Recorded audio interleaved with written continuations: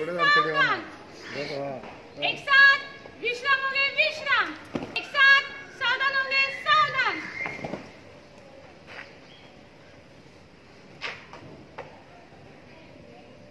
आज मी 26 जानेवारी प्रजासत्ताक दिनानिमित्त अनियोग शिक्षण संस्थेतर्फे कुमार वायवा यांना ध्वजारोहण करावे अशी नम्र विनंती करत आहे.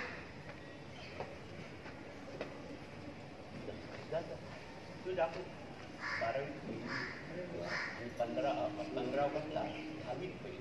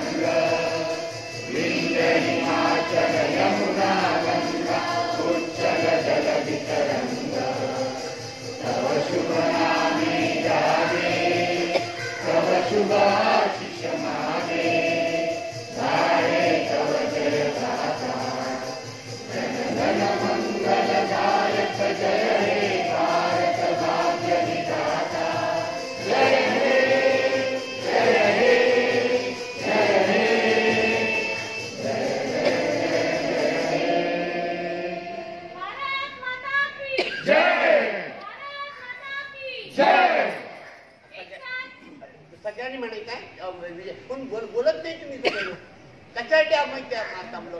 सगळ्यांनी म्हणायचंय एक आणि जोरात एक साथ भारत माता की जय, भारत माता की जय. एक साथ ध्वजगीत शुरू करेंगे शुरू कर.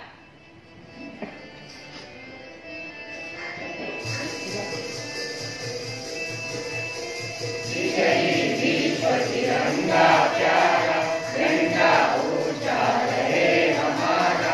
विजयी विश्व तिरंगा प्यारा झंडा ऊंचा रहे हमारा.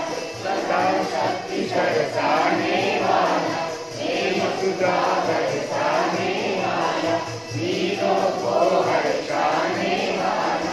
मातृभूमि का तन सारा, मातृभूमि का तन सारा. झंडा ऊंचा रहे हमारा. विजयी विश्व तिरंगा प्यारा.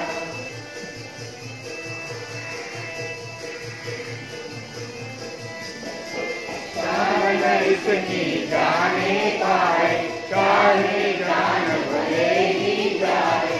विश्व विजय करके दिखलाए, तब होवे प्रणव पूर्ण हमारा, तब होवे प्रणव पूर्ण हमारा. झंडा ऊंचा रहे हमारा.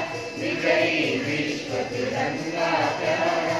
झंडा ऊंचा रहे हमारा.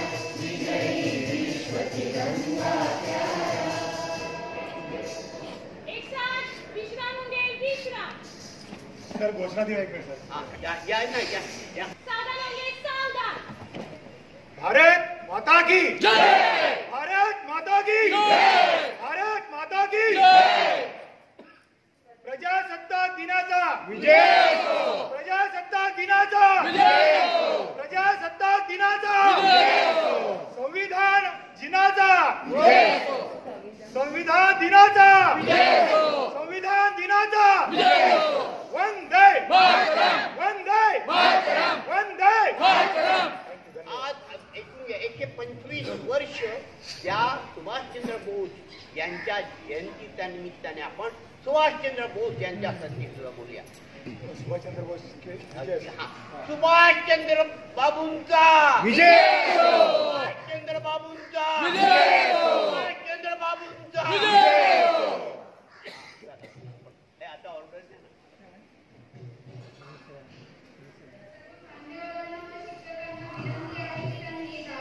सभागृहात येऊन स्थानापन्न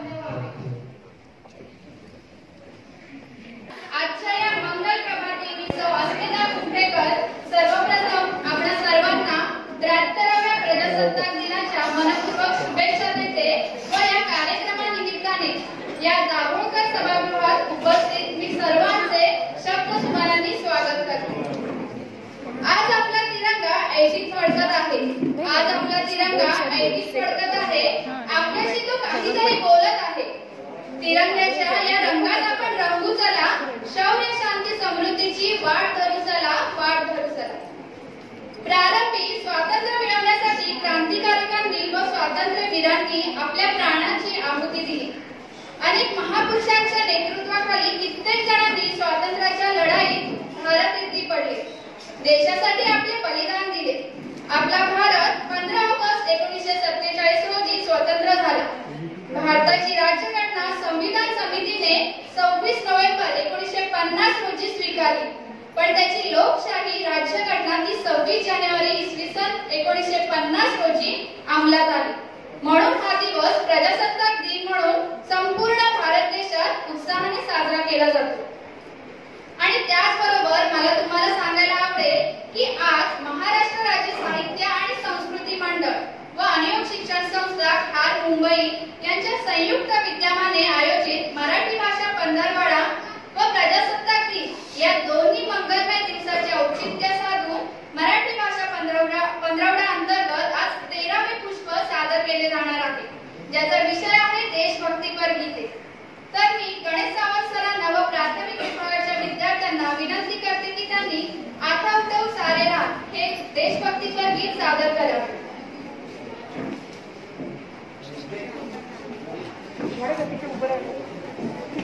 आता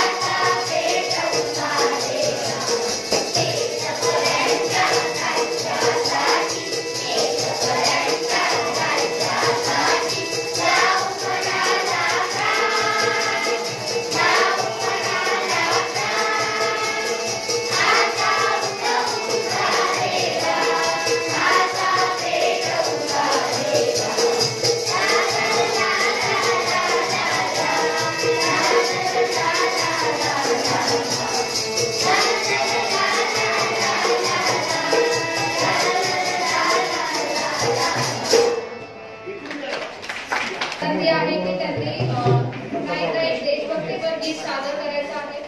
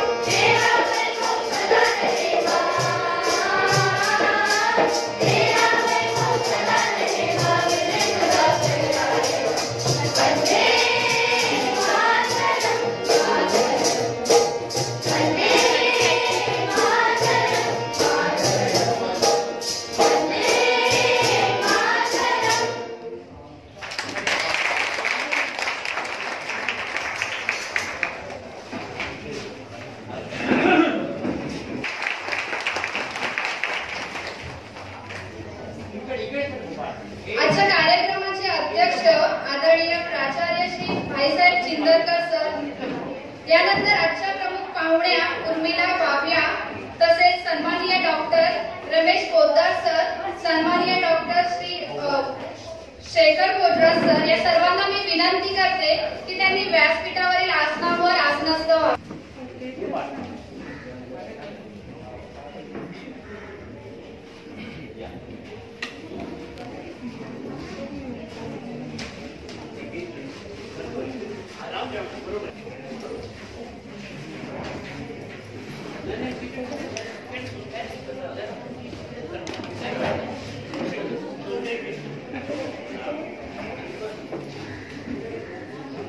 आजचा सोहळा आहे मांगल्याचा, आजचा सोहळा आहे प्रजासत्ताक दिनाचा. अशीच प्रगती होत राहो भारताची दिवसागणे आमंत्रित करते. म्हणूनच मी करवंदे सरांना सादर करण्या प्रास्ताविक.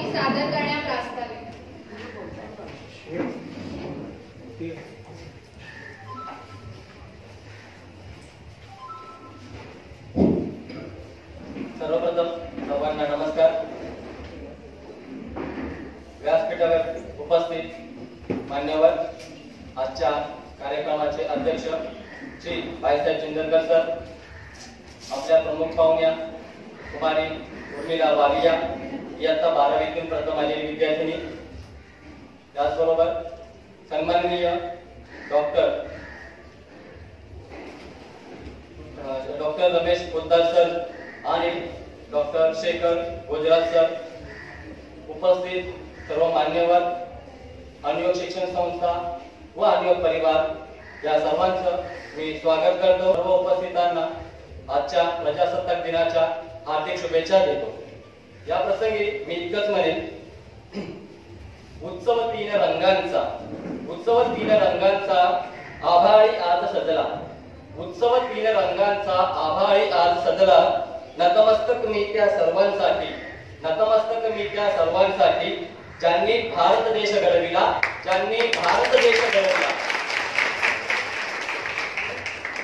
आज आपण आपला 18वा प्रजासत्ताक दिन साजरा करीत आहोत.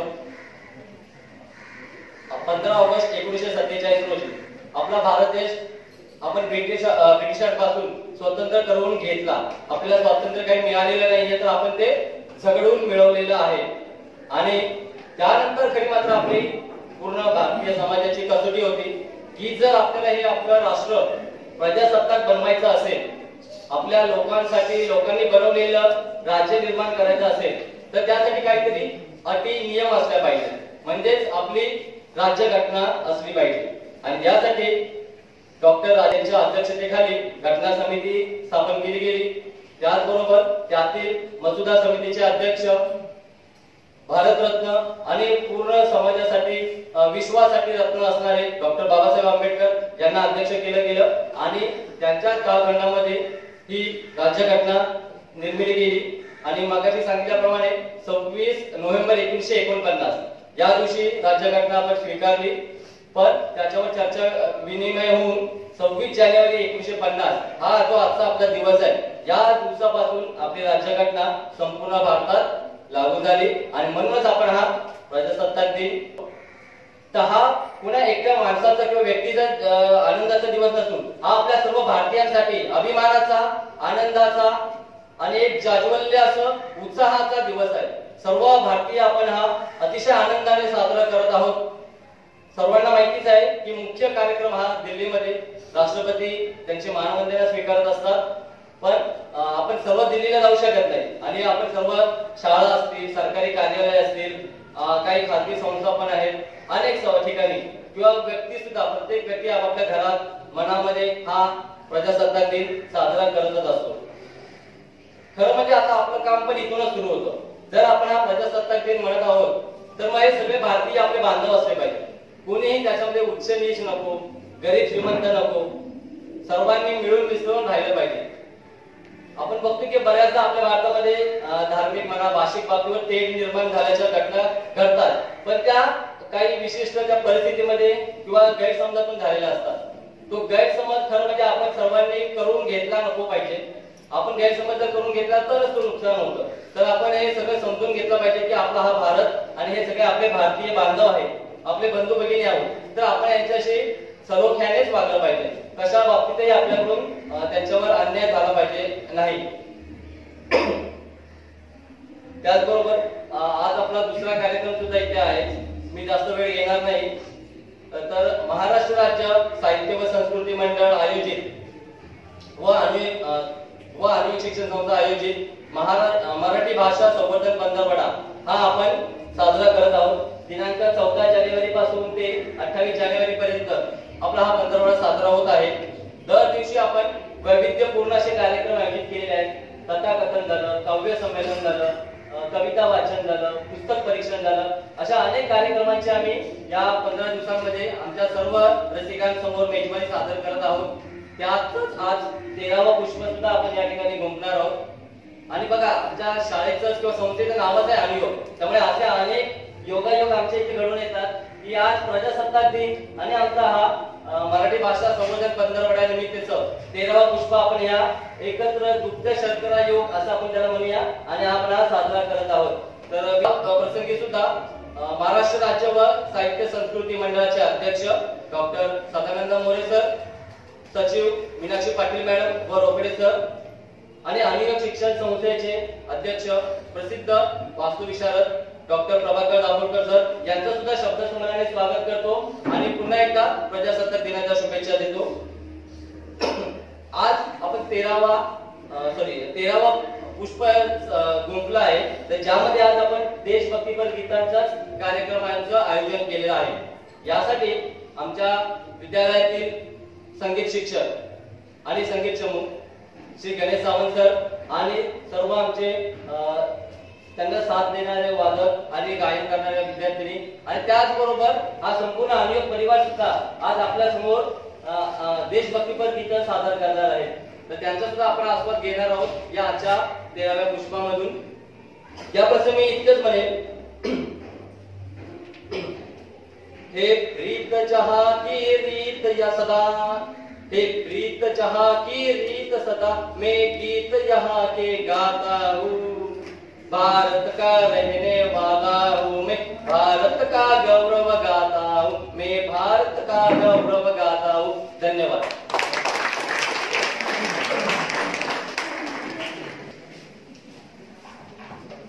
खूप खूप धन्यवाद सर.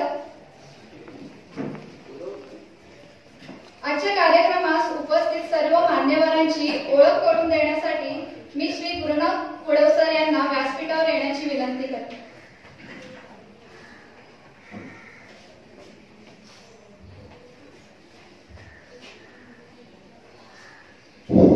नमस्कार मित्रांनो, आज 26 जानेवारी भारताचा प्रजासत्ताक दिन. दिनांक 26 जानेवारी 1950 रोजी भारतीय संविधान अंमलात आले. प्रथम मी ज्या महामानवाने, ज्या भारतरत्नाने हे संविधान लिहिलं ते डॉक्टर बाबासाहेब आंबेडकर यांना मी प्रथम वंदन करतो आणि तुम्हाला सर्वांना आजच्या या प्रजासत्ताक दिनाच्या शुभेच्छा देतो. अतिथी देव भव ही आपली संस्कृती आहे. विद्येच्या या प्रांगणामध्ये आलेल्या सर्व मान्यवरांचे स्वागत आणि परिचय करून देण्यासाठी मी श्री गुरुनाथ पुढव इथे उपस्थित आहे. आपल्या सावलीपासूनच आपण काहीतरी शिकावं.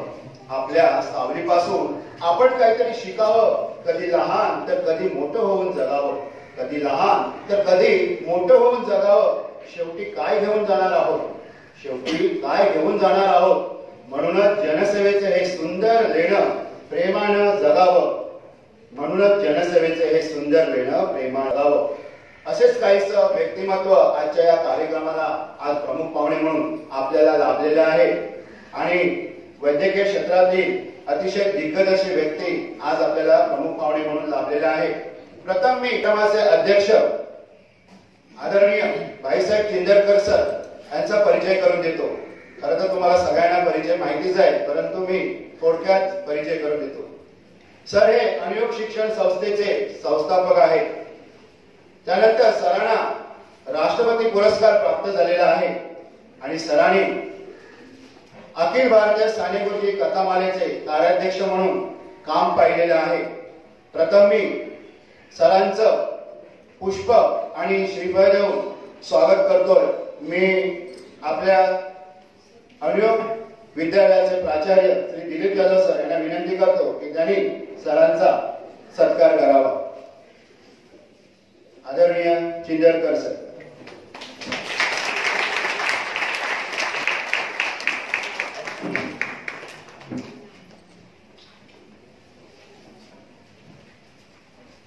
धन्यवाद सर. त्यानंतर आपल्या अनुयोग शिक्षण संस्थेची परंपरा आहे की इयत्ता 10वी मध्ये जो प्रथम क्रमांक प्राप्त करतो तो विद्यार्थी म्हणजे आपला 15 ऑगस्टला त्याच्या हस्ते ध्वजारोहण करतो आणि इयत्ता 12वी मध्ये जो प्रथम क्रमांक प्राप्त करतो त्याच्या हस्ते आपण 26 जानेवारीला ध्वजारोहणाचा कार्यक्रम पार पाडतो.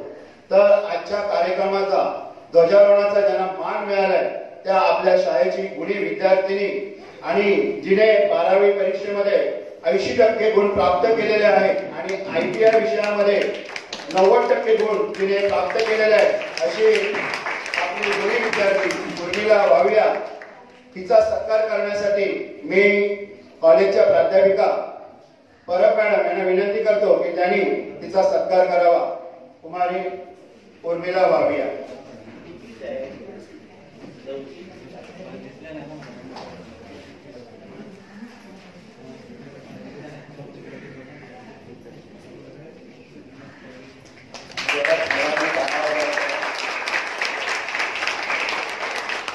आपल्या विद्यार्थिनी आहे आणि तिने हा बहुमान मिळवलेला आहे.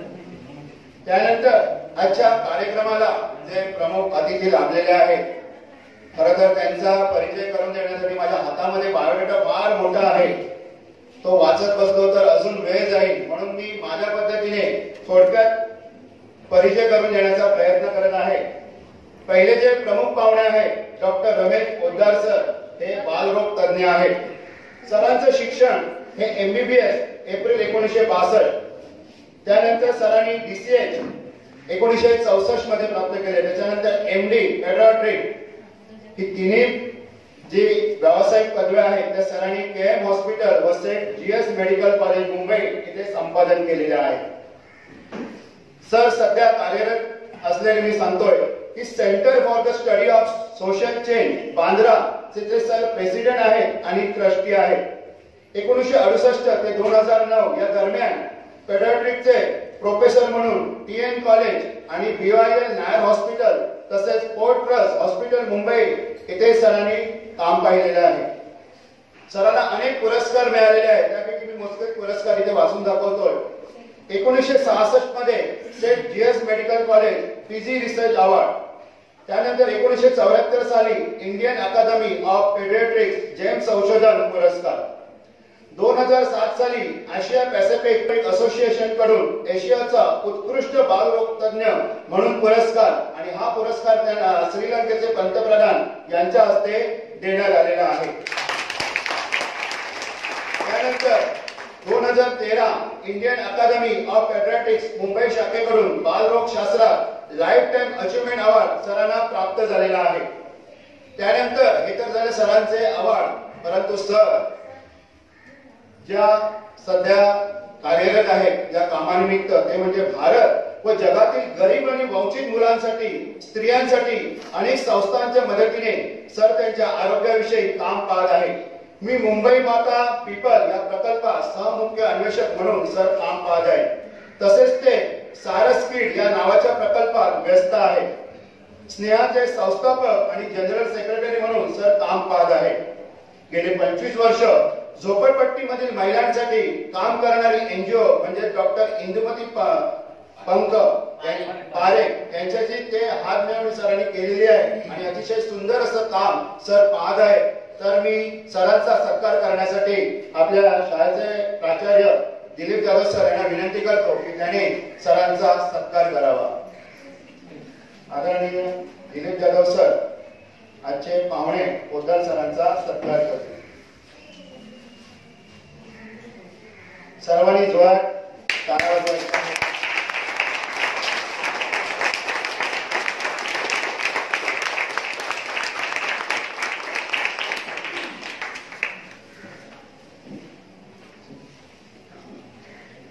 त्यानंतर प्रमुख पाहुणे आहेत ते म्हणजे doctor Shekhar Bhojraj sir. Sir spine surgeon consultant म्हणून काम पाहत आहे. सरांचं शिक्षण MBBS 1979, MS orthopaedics 1983, D ortho 1982, FCPS ortho 1983. 1989 ते 1992 दरम्यान आंतरराष्ट्रीय विद्यापीठातून सरांना फेलोशिप मिळालेली आहे. सर सध्या VN Desai municipal hospital Santacruz, Lilavati hospital Bandra, Breach Candy hospital Mumbai, New Age Wockhardt hospital इथे स्पाइन कन्सल्टंट म्हणून काम पाहत आहे. स्पाइन फाउंडेशनचे प्रेसिडेंट आणि चीफ ट्रस्टी म्हणून सर काम पाहत आहे. For the study of social change बांद्राचे डायरेक्टर म्हणून सर काम पाहत आहे. 1988 ते 1993 चे ऑर्थोपेडिकची युरोस्पाइन युनिट मध्ये प्राध्यापक म्हणून सरांनी KM वसई GS मेडिकल कॉलेजमध्ये काम पाहिलेलं आहे. PD हिंदुजा राष्ट्रीय रुग्णालय व वैद्यकीय संशोधन केंद्र इथे 1993 ते 2006 मध्ये सरांनी सल्लागार म्हणून काम पाहिलेले आहे. सरांना सुद्धा अनेक पुरस्कार मिळालेले आहेत. ते पुरस्कार मी तुम्हाला सांगतोय.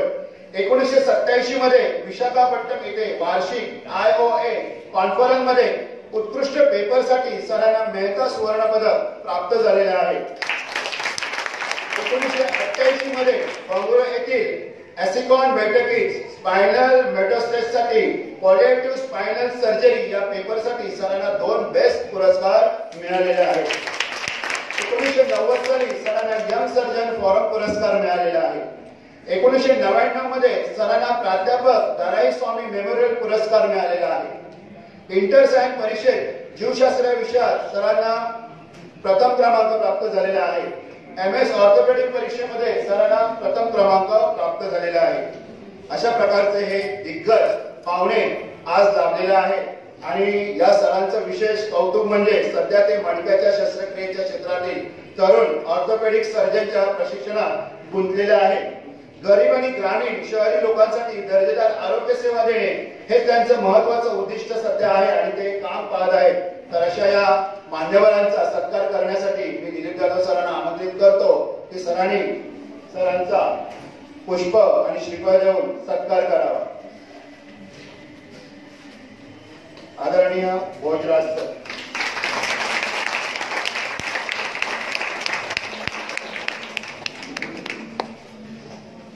त्यानंतर या सभागृहामध्ये उपस्थित असलेल्या प्रमुख पाहुण्यांचाही आपण सत्कार करणार आहोत. या सभागृहामध्ये आजच्या या प्रजासत्ताक दिनानिमित्त अनयोग शिक्षण संस्थेच्या सचिव आदरणीय रोहिणीताई चिंदरकर मॅडम उपस्थित आहेत. तर मी परब मॅडम यांना विनंती करतो की त्यांनी मॅडमचा पुष्प देऊन सत्कार करावा. आदरणीय रोहिणीताई चिंदरकर मॅडम. धन्यवाद मॅडम. इथे जमलेल्या सर्वांचं पुनश्च एकदा मी स्वागत करतो आणि मी पुढील सूत्रे दिलीप जाधव सर आजच्या कार्यक्रमासाठी आपले जे प्राचार्य आहेत दिलीप जाधव सर यांना मी विनंती करतो की त्याने आपलं मनोगत व्यक्त करावं. आम्ही अस्मिता मॅडमकडे पुढची सूत्र आधी देतो. मॅडम अस्मिता मॅडम.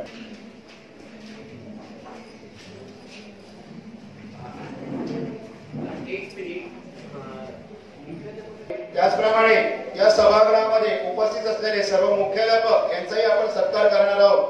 प्रथम मी कॉलेजचे प्राचार्य दिलीप जाधव सर यांना मी विनंती करतो की त्यांनी पुढे यावं.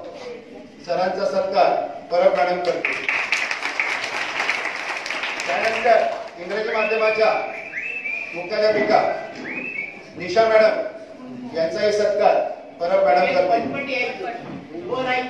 त्यानंतर इंग्रजी प्राथमिक विभागाच्या मुख्याध्यापिका देडके मॅडम यांनाही मी विनंती करतो की त्यांनी पुढे यावं. त्यानंतर मराठी प्राथमिक राजन मॅडम यांचाही आपण सत्कार करणार आहोत. त्यानंतर आपल्या शाळेचे पर्यवेक्षक श्री करवंदे सर यांचाही सत्कार आपण पुष्प करणार आहोत. त्यानंतर कॉलेजचे प्राध्यापक GP पाटीलचाही आपण पुष्प देऊन सत्कार करणार आहोत.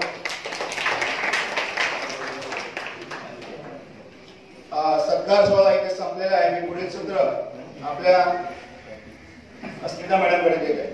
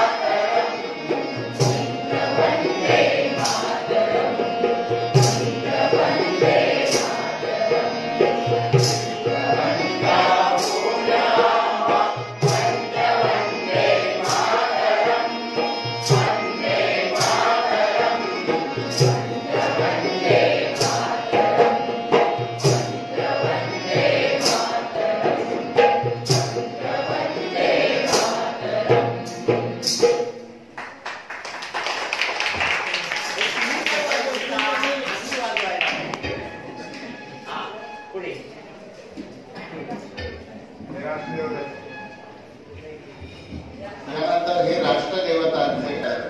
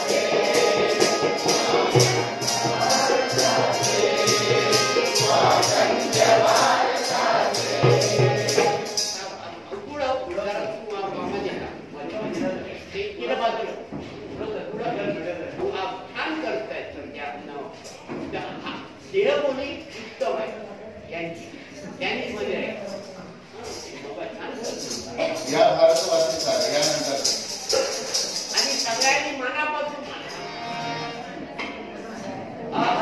तुम्हाला चांगले मनापासून म्हणत त्यामुळे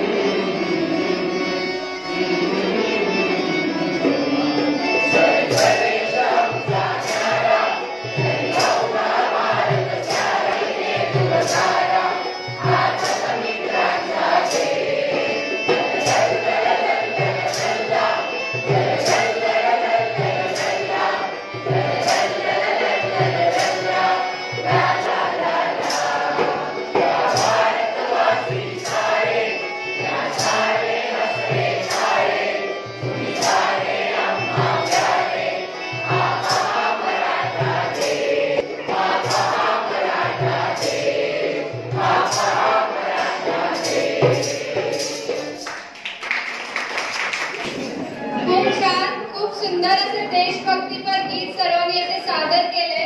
तर सर्वांनी पुनर्जोरदार टाळ्या वाजवायची.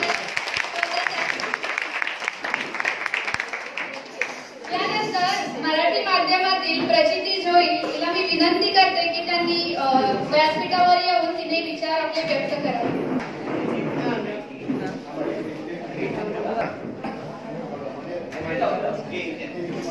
मध्ये सेंटर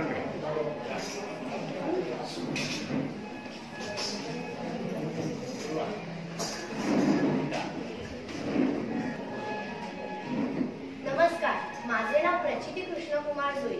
मी आता 8वी मध्ये शिकते. आम्ही सारे भारतीय आहोत अशी प्रतिज्ञा आम्ही विद्यार्थी रोज घेत असतो.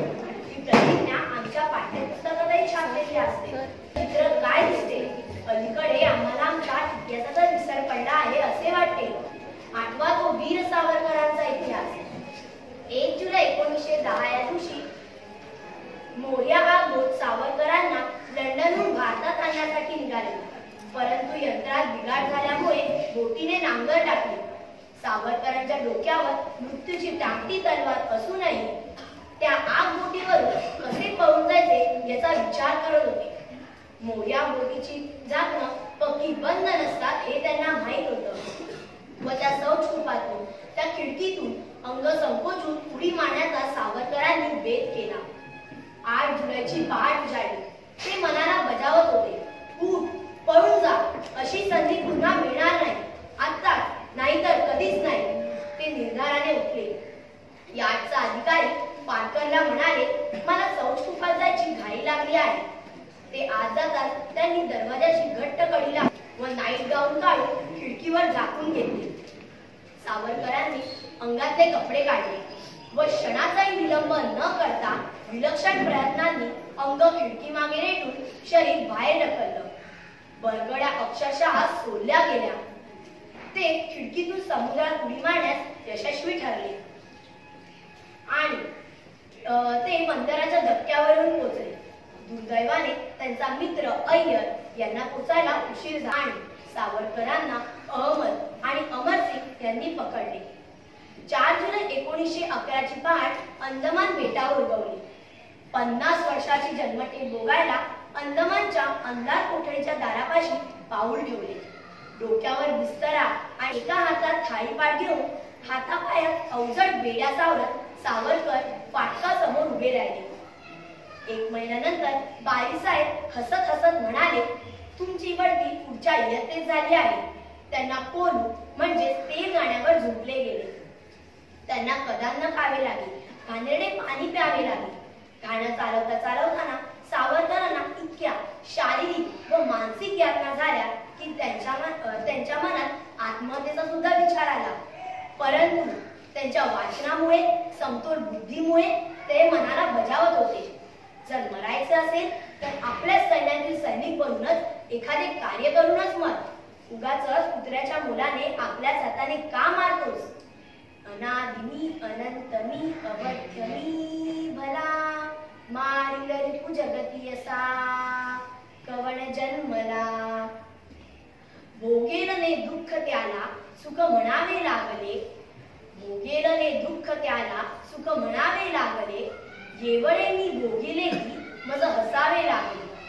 अपार दुःख सहन करत हसत मुखाने संघर्षमय जीवन जगत अनाथांची माय झालेल्या सिंधुताई सपकाळ यांचे 6 जानेवारी 2022 रोजी वयाच्या 73व्या वर्षी निधन झाले. त्यांनी अनेकांचे संसार उभारले, जगण्याचे बळ दिले. 4थी पर्यंत शिकलेली, घरच्यांनी व समाजाने तिला मुलासह हाकलून दिलेली जाऊन भुकेसाठी भिक्षा मागायची. त्या स्त्रीने हजारो मुलांची आण होऊन स्वतःच्या पायावर उभे केले. महिलांवरच्या अन्याय अत्याचाराला वाचा फोडण्याचे कामही तिने केले.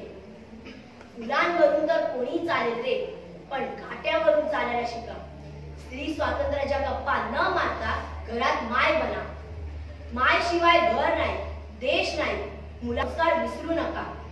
मानवतेची भाषा न करता आपल्या कृतीतून ते साकार करता आले पाहिजे. अशा महान व्यक्ती आपल्या देशाला लाभल्या आणि अशा महान व्यक्ती म्हणजे हिंदुत्व, देशप्रेम, संघटन, बुद्धिवैभव, धाडस. मग या गोष्टी काळाआड जातात का? शेवटी जाता जाता बाजी प्रभूच्या पोवाड्याची एक ओळ म्हणावीशी वाटते. जयोस्तुते श्री महान मंगले शिवास्पदे शुभदे स्वतंत्रते भगवती त्वामहं यशोयुता वंदे. धन्यवाद. जय जय. खूप छान प्रचिती. यानंतर आजच्या कार्यक्रमाच्या प्रमुख पाहुण्या म्हणजेच उर्मिला वाविया यांनाही मी विनंती करते की त्यांनीही त्यांचे विचार थोडक्यात व्यक्त करावे.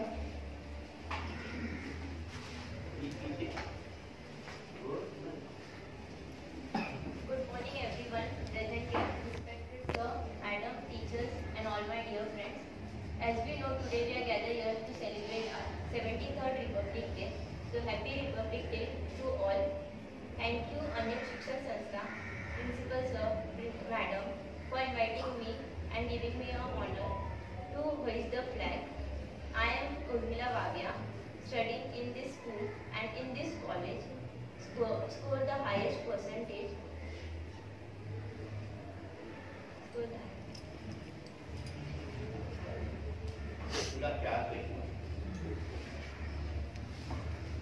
I am here studying in this school from 14 years.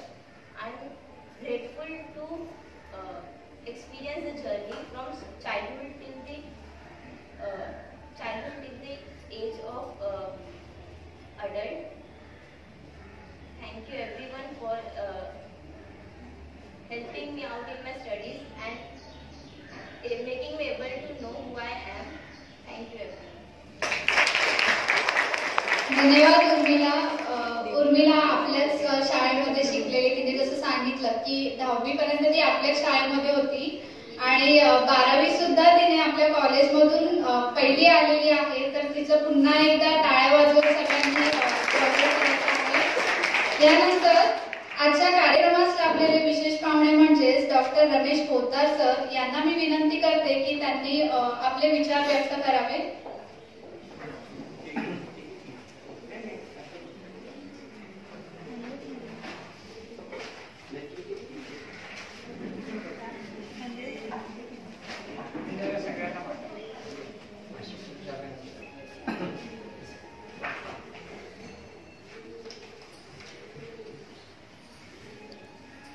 नमस्कार.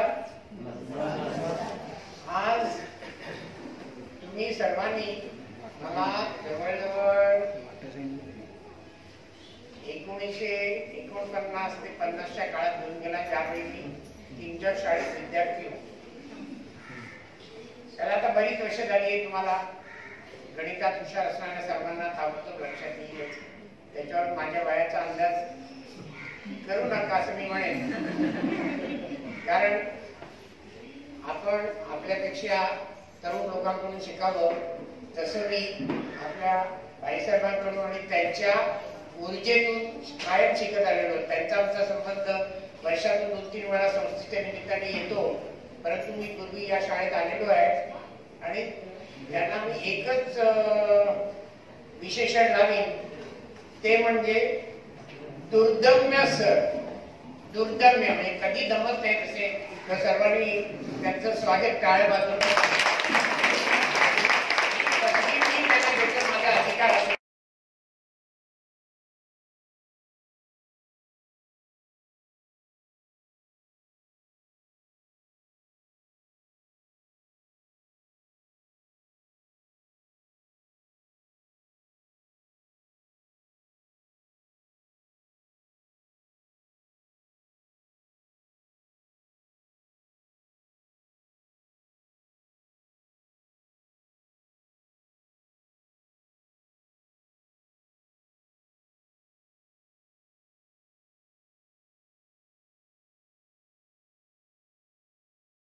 26 जानेवारी आजच्या दिवशी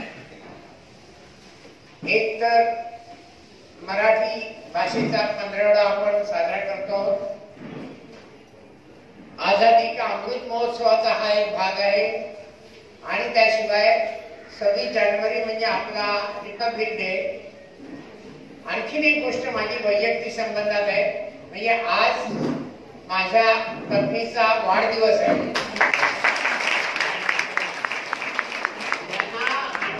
पण आल्या का नाही त्याच्याबद्दल त्या आल्या नाही, कारण त्यांनी वाचलं की झूम वर त्यांना दिसणार आहे, त्यामुळे त्या घरी बघत असणार आणि तुमच्या टाळ्या त्यांच्यापर्यंत पोहोचतील याची मला खात्री आहे.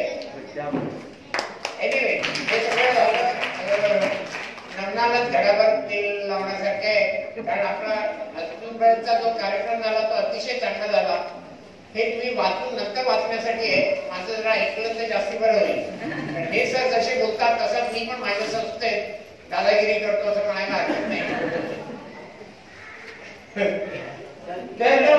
नंतर वाटा आजचा विषय हे मी नंतर विसरलं किंवा लक्षात नाही आलं तर आपलं एक रेकॉर्ड असावं आणि इतरांमध्ये पसरावं. याच्यातले विचार माझ्या मते थोडेफार महत्वाचे असं मला वाटतं, त्यांनी ते इतरांपर्यंत पसरावे म्हणून हे सगळं केलेलं आहे.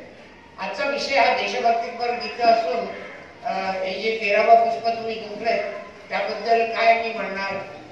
अतिशय चांगलं झालं, परंतु सर्व ही शाळा जर सोडली किंवा सरांचे जे जवळचे लोक आहेत ते सोडले तर बहुतेक देशामध्ये देशभक्ती ही आपण लक्षात ठेवून ठराविक तारखांना आठवायची अशी एक समजूत आहे, अशी लोकांची झालेली आहे. परंतु देशभक्ती ही आपल्यामध्ये जन्मल्यापासूनच जिथे आपण जन्मतो त्या देशाबद्दलचं प्रेम आपल्या शरीरात आपल्या मनामध्ये कायम असतं.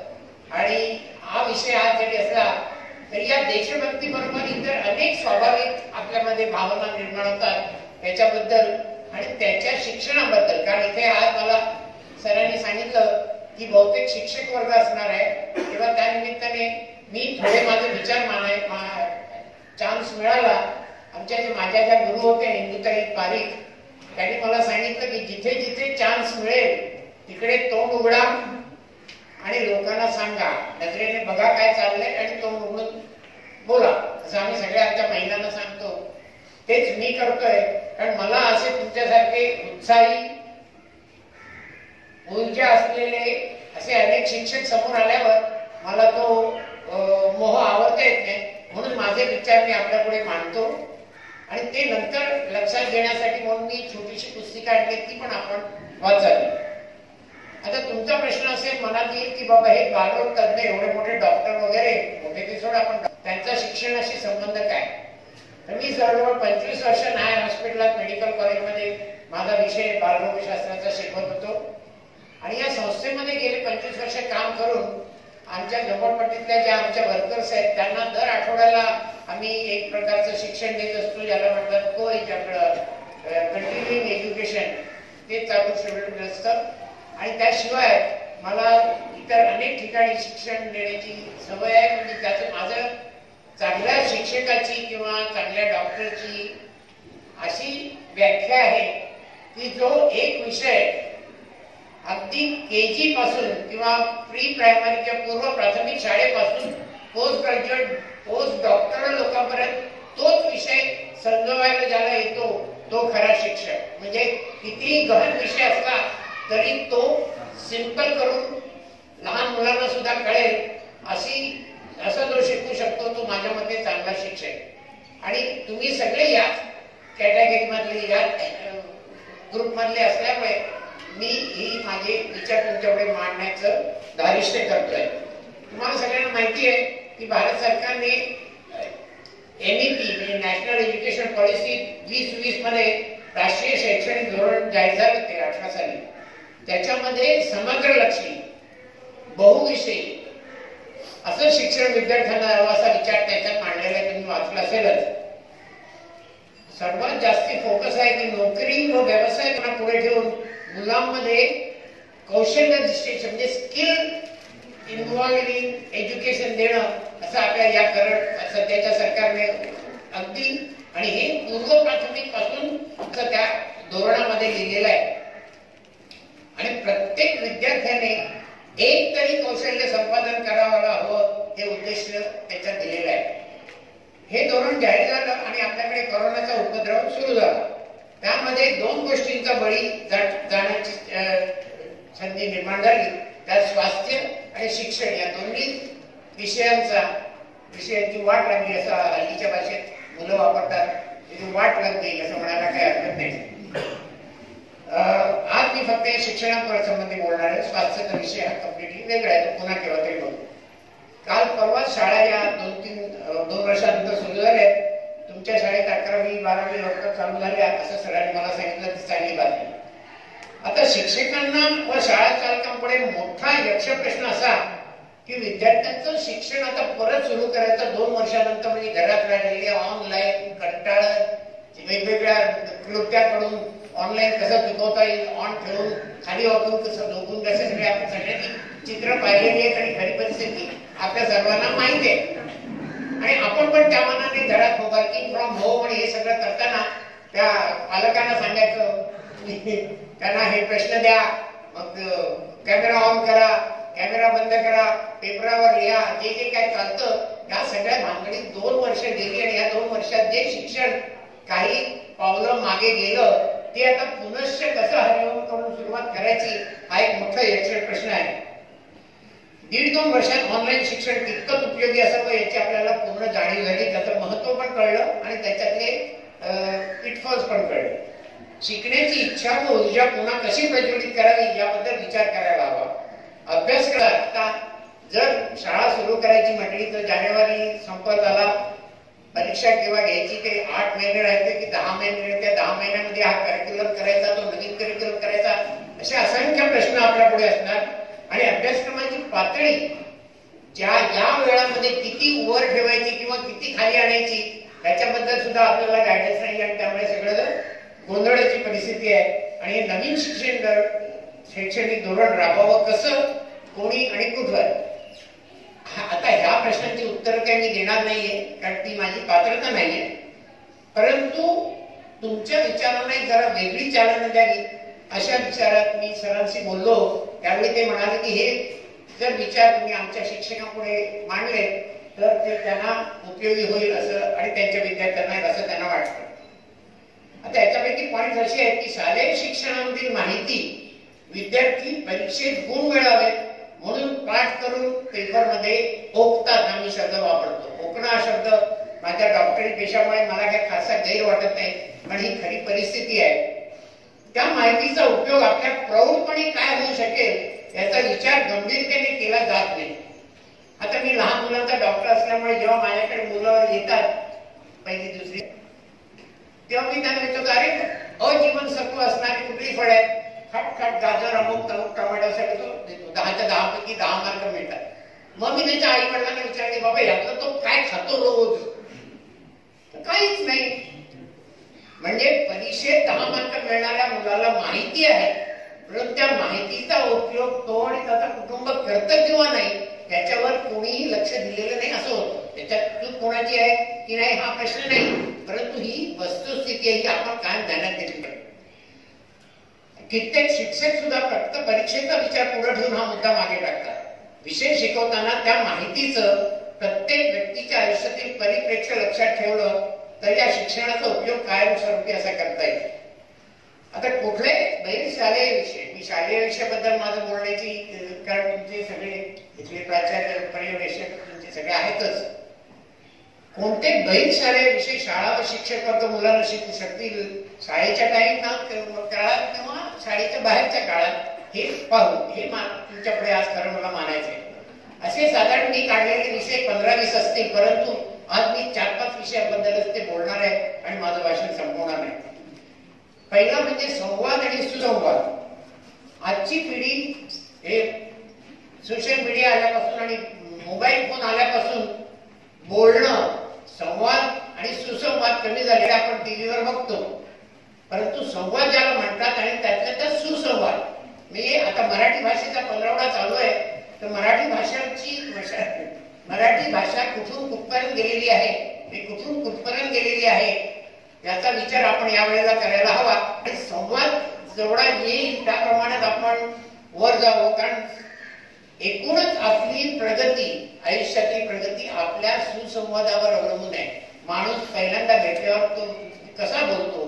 तुम्ही उद्या नोकरीला जाणारी मुलं जातील, नोकरी करायला जातील, इंटरव्ह्यू द्यायला जातील, व्यवसाय करतील, त्यावेळी त्यांची भाषा कशी असली पाहिजे, खरी मनापासून आलेली चांगली भाषा कशी असली पाहिजे.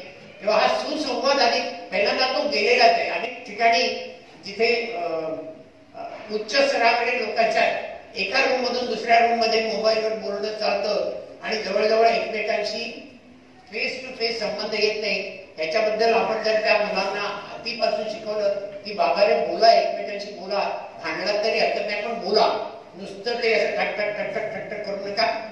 हे त्यांना अगदी विनंती करून त्यांना पटवायचा प्रयत्न करायला. दुसरं म्हणजे विचार करणं. आयुष्यातल्या चांगल्या वाईट प्रसंगाला तोंड देण्यासाठी विचार करून निर्णय घेण्याची सवय व कुवत करून घेण्याची गरज आहे. त्यामुळे ज्याला शहाणपणा असं आपण म्हणतो तो अंगी मानवता येईल. जर आपण विचार नाही केला, न विचार करता सरांनी सांगितलं म्हणून करायचं, परंतु ते का करायचं, त्याच्या पाठीमागे त्यांची भूमिका काय आहे आणि कुठलीही गोष्टीला प्रश्न का म्हणून विचारला असं मुलांनी सवय जर झाली तर त्याच्या शिक्षकांनी न चिडता माहीत असेल तर सांगावं, माहीत नसेल तर माहीत नाही म्हणून सांगावं. पण विचार करण्याची जर अशी प्रॅक्टिस केली तर ते पुढच्या आयुष्यात मुलांना त्या उपयोगी पडेल. बहुधा विद्यार्थ्यांची आणि काही शिक्षकांची सुद्धा कधी कधी अशी वृत्ती असते की शिकवण्यात आलेल्या माहितीचं व ज्ञानाचं पठण पाठांतर झालं, परीक्षेत उतरवून काढून गुण मिळवले की झालं. त्या माहितीवर मनन आणि त्याही पुढे चिंतन करायची गरज आपल्याला जाणवत नाही किंवा तशी अपेक्षाही कोणी ही शाळा आणि पालकही करत नसल्यामुळे आपण महत्व पटूनही त्याच्याकडे दुर्लक्ष करतो. तसं न करण्याचा मनोमन प्रयत्न करावा. तर्कशुद्ध व तर्कयुक्त विचार करण्याची शाळेतील सवय ही आपल्याला संपूर्ण आयुष्यात कामाला येते. ही मी माझ्या स्वतःच्या अनुभवावरून, तुमच्या इतरांच्या सुद्धा अनुभवावरून सांगता येईल. परंतु हे सगळीकडे पसरलं पाहिजे, हा वणवा पसरला पाहिजे येणाऱ्या विद्यार्थ्यांच्या मध्ये. अर्थकारण किंवा पैसे कसे हाताळावे, शालेय शिक्षणात हा विषय सहसा दुर्लक्षित राहतो. कारण औपचारिक अभ्यासक्रमाचा तो भाग नसतो. वरच्या वर्गात व विशेषतः 12वी नंतर तो विषय जास्त गंभीरपणे घेतला जातो आणि तोही कॉमर्स या शाखेमध्ये. वास्तविक पाहता आयुष्यातील 4 पुरुषार्थामध्ये अर्थ हा पहिला आहे. ज्यांना घरदार नाही अशा स्ट्रीट चिल्ड्रन मध्ये तर हा विषय फारच महत्वाचा असतो. कारण तिथे आम्ही काम केलंय थोडं. त्या विचारांना तर पैसे कमवण्यासाठी आणि तो सुरक्षित जपून ठेवण्यासाठी खास प्रयत्न करावे लागतात. म्हणजे धंदा क्या है, पैसा क्या है हे त्यांना शिकवायला लागतं. हे शाळेच्या वयात परत शाळेत न जाणाऱ्या परीक्षा. म्हणून आम्ही हा प्रकल्प आमच्या संस्थेमध्ये ज्यांना घरदार आहे अशा मुलांसाठी घेतलेला आहे. कारण आमचं स्ट्रीट चिल्ड्रन मध्ये फारसे काम नाही. घर व पालक असणाऱ्या मुलांमध्ये त्यांचे पालक त्यांना गरजेपुरते भेटतील याची शक्य तेवढी काळजी घेतात. पण त्या पलीकडे त्यांना अर्थकारण काही कळले नाही तर कोणाला त्याबद्दल काही जाणवत नाही. आमच्या कार्यक्षेत्रात आम्ही माध्यमिक व उच्च वर्गाच्या विद्यार्थ्यांना पैसे कसे हाताळावे, बचत करावी, कसे वापरावे, खर्च कधी कशावर करावा वा करू नये याचं प्रात्यक्षिक त्यांनी स्वतः बँक चालवण्याचं शिक्षण या अशा 5 छोट्या बँका, चाइल्ड डेव्हलपमेंट खजाना या नावाखाली आम्ही आमच्या वेगवेगळ्या एरियामध्ये इथल्या झोपडपट्टीचे वेगवेगळे नगर तिथे चालवतो. तर ती मुलं स्वतः ती बँक चालवतात. ते पैसे घेतात, लेजर्स देतात, पासबुक भरतात आणि पैसे विड्रॉ करतात, लोन्स देतात. ती कमिटी त्यांचीच असते, चेअरमन त्यांचाच असतो. फक्त ते पैसे संस्थेकडे आणून देतात आणि संस्था ती नॅशनल बँकेमध्ये टाकतात. ती मुलं विचारतात, अरे पण सर तुम्ही किती इंटरेस्ट देणार? जी हुशार मुलं नॅशनल बँकेमध्ये 4% मिळणार, तुम्ही दुसऱ्या प्रायव्हेट बँकेत का नाही ठेवत? असा विचार त्यांनी आम्हाला विचारलं की आम्हाला किती बरं वाटतं. कारण आमच्या काळात जे आई वडील पैसे देते त्याचा वापर करून पुन्हा हात पुढे करायला तयार असायचो. अशीच परिस्थिती अनेक ठिकाणी असते. अशा वेळी त्यांना जर शिकवलं तर जेव्हा ते मोठे होतील. आता आज परवा मला माझ्या एका मित्राची बायको आली, अहो मला बँकेत जाऊन चेक बिक भरून ते काढता येत नाही. अशी परिस्थिती प्रौढांची आहे. अशा वेळी मुलांना वेळेवरच त्याचं शिक्षण. आता साधारण पैसे ठेवले तर पैसे विचार त्यांना करायचं पण माहिती, कशासाठी आणणार तू? तर ते म्हणतात मला काय बॅट विकत घ्यायचं. मग आम्ही त्यांना शिकवतो की बाबा तू लोन घे बँकेकडून, तुझे पैसे आहेत ना, तू या तुझ्या बँकेकडून सीडीके मधून लोन घे आणि तू ती बँक विकत घे. म्हणजे मग तुझ्या लक्षात राहील की ते पैसे आपण लोनने घेतले, ते पैसे भरायला पाहिजे. तू जर तुझे पैसे म्हणून काढून वापरून टाकले, पूर्वी एकेकाळी असं होतं, माझे वडील म्हणायचे बापरे तू कर्ज घेतले दवाखान्यासाठी, मला झोपत नाही 1 वर्ष तू देईपर्यंत. तो काळ आता गेलेला आहे. आपली जे भाववाढ होते ती भाववाढ आपला पगार किंवा आपलं बचत त्याला उपयोग होऊ शकत नाही. तेव्हा त्याच्यासाठी कर्ज घेणं आणि ते कर्ज फेडण्यासाठी जास्ती श्रम करणं, जास्ती वेळ काम करणं हेच सध्याचे मूल मंत्र आहे. तो मुलांना जेवढ्या लवकर आपण शिकू तेवढं त्यांचं बरोबर. तेव्हा अर्थकारणाची बाराखडी किंवा अंकलिपी मुलं जर लवकर शिकली तर पुढे प्रौढत्वाच्या काळात त्यांना खूप उपयोग होईल हे सिद्ध झालेलं आहे. पुढचा एक विचार म्हणजे मैत्री व प्रेम याबाबत आहे, विशेषतः माध्यमिक आणि उच्च शाळेमधल्या मुलांसाठी. मैत्री आणि प्रेम या दोन्ही भावना आपल्या जन्मापासून आपल्यामध्ये असतात. आई वडील आजी आजोबा सख्खी चुलत भावंड शेजारी इत्यादींशी आपली मैत्री असते आणि प्रेम असते. या स्वाभाविक भावना सुमारे 10 वर्षापर्यंत भिन्नलिंगी व्यक्तीमध्ये म्हणजे मुलामुलीमध्ये कोणत्याही विकल्पाशिवाय असतात. आम्ही मागे स्त्रीत अकॅडमीमध्ये प्रवादेवीला एक प्रयोग केला होता की ज्याला मुलं लहान 5 वर्षापासून ते 15 वर्षाची मुलं यांना मुलं आणि मुली यांना एकत्र आम्ही एक वर्कशॉप घेतलं होतं 10 दिवसाचं आणि त्याच्यात त्यांना स्वयंपाकापासून लिखाणापासून इतर सगळे विषय शिकवले होते. तर आम्हाला असं ध्यानात आलं की 10 वर्षापर्यंत मुलं आणि मुलं विशेषतः मुलगे ते स्वयंपाक करायला, पोहे करायला शिका, कांदा कापायला शिका, हे जे शिकवलं ते अत्यंत उत्साहाने शिकायचे. पण 10 वर्षाला काहीतरी असं घडतं की त्याच्यानंतर मुलं म्हणतात हे माझं काम नाही, हे मुलीचं काम आहे, हे खेळ मुलांचे खेळ मुलीचे खेळ, हे सगळं जे डिफरन्सिएशन असतं म्हणजे ज्याला आपण लैंगिक असमानता म्हणतो ती साधारण 10 वर्षानंतर सुरू होते. त्यामुळे ती तशी असमानता स्त्री आणि पुरुष त्यांचं शरीर रचना वेगळी आहे, त्यांच्याची कामं वेगळी आहेत. हे सगळं जरी खरं असलं तरी सुद्धा त्या लिंगाधिष्ठित जो दृष्टिकोन आपल्याला दिसतो आणि चुकीचा विकृत दृष्टिकोन होतो त्याच्यासाठी ही लिंग समानता पहिल्यापासून ते मुलांच्या मध्ये दिसायला हवी असं मला वाटतं. आणि ते त्यामुळे त्यांना ते त्याचं ज्ञान देणं हे अतिशय महत्वाचं आहे. बऱ्याच वेळा अजाणतेपणामुळे, अज्ञानामुळे म्हणा, सामाजिक वर्तनाच्या जुन्या कल्पनामुळे म्हणा, स्त्री पुरुष भेद हा केवळ शारीरिक दृष्ट्या नव्हे तर मानसिक व भावनिक पातळीवर वाढत जातो. वेळीच जर स्त्री पुरुष लिंग समानतेचं बीज रोवलं गेलं नाही तर तरुण वयामध्ये लैंगिक गुन्हे व लैंगिक अज्ञानामुळे होणाऱ्या धोक्याचं प्रमाण भरमसाठ वाढतं. हे आता आपण रोजच्या रोज वर्तमानपत्र वाचतो आणि टीव्ही बघतो, त्याच्यावरून ते जास्तीच वाढत चाललेलं आहे. या वयात येण्याच्या काळामध्ये मैत्रीभाव, प्रेमभाव, लैंगिक आकर्षण, स्त्री पुरुष एकमेकाविरुद्ध कसे नसून हे कसे पूरक आहेत याच्या जाणीवा समृद्ध करण्यासाठी प्रयत्न झाले तर दुःखाचे व गुन्ह्याचे प्रमाण खूप कमी होते. प्रत्येक प्रेमभाव किंवा कामभाव यांच्यामधून मिळणारा शारीरिक आनंद, सहजीवन, अपत्यप्राप्ती आणि ज्याला आपण अत्युच्च मिळणारा शाश्वत आनंद म्हणून अशा हेतुप्रित्यत असावा ही जाणीव वयात येणाऱ्या मुलामुलींना वेळीच करून देणं महत्वाचं आहे. ते कसं करावं याबद्दल प्रत्येक शाळा आणि त्याचे शिक्षकांनी विचार करून त्याचे प्रयत्न करू शकतात. व्यक्तित्वाचे हक्क व जबाबदारी. आत्ताच त्यांनी इकडच्या विद्यार्थ्यांनी जिने भाषण फार सुंदर केलं, तिने सांगितलं म्हणजे आपल्याला जी देशाबद्दलची माहिती आहे, इतिहास आणि नागरिक शास्त्र या विषयामध्ये 8वी पासून पाठ्यपुस्तकात बरीपैकी माहिती असते. परीक्षेत गुण मिळाला ती उपयोगी पडते. परंतु त्या सर्व माहितीमध्ये आपल्या जीवनावर काय परिणाम होऊ शकतो हे फारसं शिकवलं जातं. हे वेगवेगळ्या तऱ्हेने शिकवल्यास सध्याच्या प्रवाहात्मक सत्तेच्या राजकारणातून बाहेर पडणं आजच्या विद्यार्थ्यांना व उद्याच्या नागरिकांना सोपं जाईल. तत्वाधिष्ठित राजकारण, लोकशाही या कठीण विषयांना सोपं करण्याचा मार्ग आपण खेळातून, स्वयंपाकघरातून दाखवू शकतो. आता खेळाचा आम्ही प्रयत्न करतो ते शिकवायला की खेळ खेळताना आपण अगदी लहानपणापासून 2 पार्ट्या करतो. प्रत्येक पार्टीत तू वेगळं आहे की नाही ते बघतो. त्या खेळाचे काही नियम करतो आणि त्या नियमानुसार वागायला बघतो आणि खेळ पुरा करून जिंकतो किंवा हारतो आणि पुन्हा खेळायला जातो. हे लोकशाहीशिवाय आणखी काय यायचं? ही लोकशाही अशी जर समजावून प्रत्येकाला मुलांना सांगितली तर पुढे आता लोकशाहीचं जी एक प्रतिष्ठा चाललेली आहे, आयाराम गयाराम वगैरे ही जी परिस्थिती आहे त्याच्याबद्दल आपल्याला भाष्य करायची गरज नाही, परंतु ही परिस्थिती आपण जरा विचार करतो ही जरा कमी व्हावी आणि लोकशाही आपली सकस व्हावी याचा प्रयत्न आपल्यापासून आपण करायला काहीच हरकत नाही असं मला वाटतं. हक्क आणि कारण ही मुलंच उद्या देशाचं नेतृत्व करणारे आपण विसरून चालणार नाही. हक्क व जबाबदारी या एका नाण्याच्या दोन बाजू व अतूट नात्याचे आहे. हे जेवढं लवकर आपण अंगी बाळगू तेवढं आपल्यासाठी चांगलंच आहे. म्हणून देशाच्या मोठ्या समस्यांचं सुलभीकरण करून शालेय विद्यार्थ्यांच्या बुद्धीला चालना देऊन निर्णय घेण्याइतपत चिंतन करता येईल ही काळजी आपण घ्यायला हवी.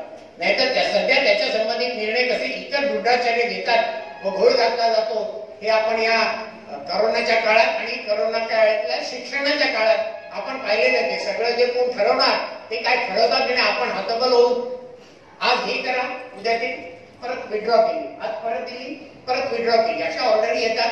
ते आपण लोकांच्या हातात दिले, पण त्याच्यावर आपण विचार करून जर आपण ताकदवर असतो तर केवळ आपल्याला टेकन फॉर ग्रांटेड करण्याची पाळी या मुलांच्यावर. आपलं तर आता आयुष्य जवळजवळ गेलं, माझं तर गेलंच आहे, परंतु या मुलांचं आयुष्य पुढचं कसं सुकर आणि चांगलं होईल याच्यासाठी आपल्याला आतापासून विचार करायला पाहिजे.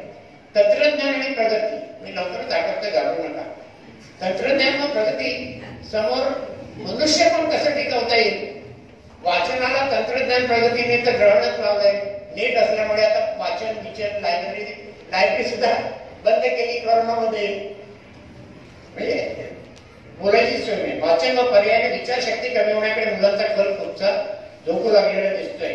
यंत्र व मानव, विशेषतः मानवी मूल्य व भावना यांच्यातील वाढता फरक व दिवसेंदिवस तंत्राची होणारी घोडदौडची, म्हणजे आता आर्टिफिशियल इंटेलिजन्स झालंय, मशीन लर्निंग आलंय, काय जे रोबो करू शकतो, म्हणजे माणसाची जी किंमत आहे, मूल्य ते दिवसेंदिवस कमी होणार आहे. हा एक काळजीचा विषय आहे. यामध्ये तंत्रज्ञान प्रगती कमी न करता मानवी आजच्या विचारांची प्रगल्भता कशी व किती शाबूत राहील याचाही विचार करण्याची आता वेळ आलेली आहे. तर मी ही फक्त दिलेली तुम्हाला उदाहरण आहे. इतर विषय म्हणजे आपण विचार करण्यासारखे म्हणजे पोषण मूल्य व स्वयंपाकाची मूलतत्व, सुयोग्य वर्तन पद्धती म्हणजे मॅनर्स, नोकरी कशी शोधावी त्याचं एक शास्त्र आहे, आरोग्याची प्रतिबंधक तत्व आहे, आजारी न पडण्यासाठी काय करावं, हार्ट अटॅक डायबिटीस टाळण्यासाठी काय करावं, स्वसंरक्षण पद्धती, विशेषतः मुलींसाठी सेल्फ डिफेन्स, अपयशावर मात कशी करावी, अपयश सहन करायचं कसं शिकवावं.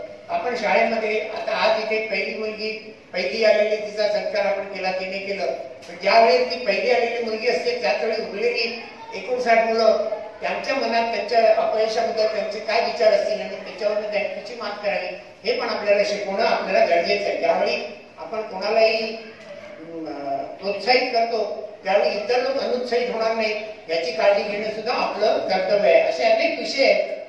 फर्स्ट एड, CPR, गाव नियोजन, स्थानिक कायदा, कुठले कायदे साधारण आपल्याला माहिती पाहिजे, पोलीसचे रूल्स, न्याय ज्युडिशियल रूल्स, पॉक्सो वगैरे वगैरे जे कायदे याची थोडीशी माहिती मुलांना जर झाली ही अर्थात शाळेत द्यायची गरज आहे असं नाही, पण बरीशाली या वयात जेव्हा त्याचं मेंदू अत्यंत सक्षम असतो सुशोषून घेण्यासाठी ज्ञान ते दिलं तर ते बरं आहे. तेव्हा आम्ही CS असं आमच्या CSSS आणि म्हणून आम्ही हा ज्याला आपण integrated social service with empathy असा एक आम्ही कोर्स सुरू करतो आहोत. तो कोर्स अर्थात नोकरी करायला जाण्यासाठी आणि नोकरी करण्यासाठी सुरुवात करतो आहोत, परंतु शाळेमध्ये याच्याबरोबर थोडीशी सुरुवात करावी अशी इच्छा असं आमच्या संस्थेला वाटतं. आणि अनियोग शिक्षण संस्थेचे व इतर तशा समविचारी संस्थांचे ज्या श्रोत्यांना या प्रकल्पात रस आहे किंवा सूचना कराव्या अशा तुमच्यापैकी कोणाला वाटेल यासाठी इथे खाली माझा ऍड्रेस आणि आमच्या संस्थेची पत्ता आहे. तेव्हा जरूर आपण याच्यावर विचार करावा, इतरांमध्ये पसरवावं आणि आमच्याशी रिवर्ट करून सरांच्या बद्दल बोलायचं म्हणजे मी त्यांचा साथी आहे असं म्हणायला हरकत नाही. म्हणजे 1945 पासून मी राष्ट्रसेवा दलाचा सभासद होतो आणि आज राष्ट्रसेवा दलाची गाणी ऐकून मला खूपच उच्च पळून आलं. आभार. तर शांतपणे आपण सर्वांनी माझे हे विचार ऐकल्याबद्दल तुमचे मनपूर्वक आभार.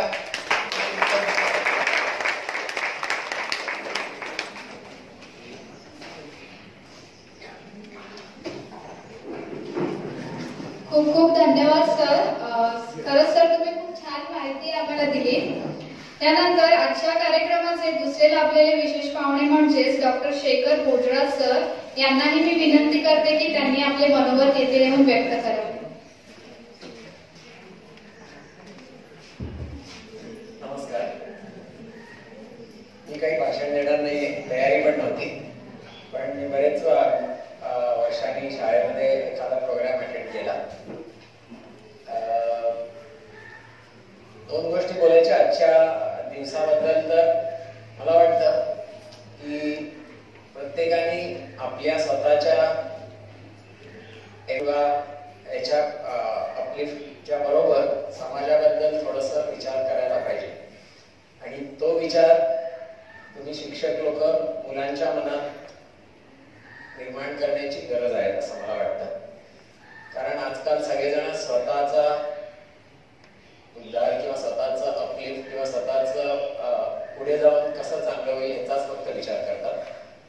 आणि ते शिक्षक आणि घरचे पेरेंट्स असे ह्या दोन लोकांना हा एक खूप मोठी जबाबदारी आहे असं मला वाटतं. मी हे का बोलतोय, कारण जरी मी स्पाइन सर्जन असलो आणि तुम्ही लिस्ट वाचली असेल सगळ्या हॉस्पिटलमध्ये, तरी समाजाकरता करण्याची इच्छा आणि आहे पहिल्यापासून. मी KM हॉस्पिटल तुम्ही ऐकलं असेल, ते म्युन्सिपल हॉस्पिटल आहे, तिकडे जवळजवळ 18-20 वर्ष काम केलं.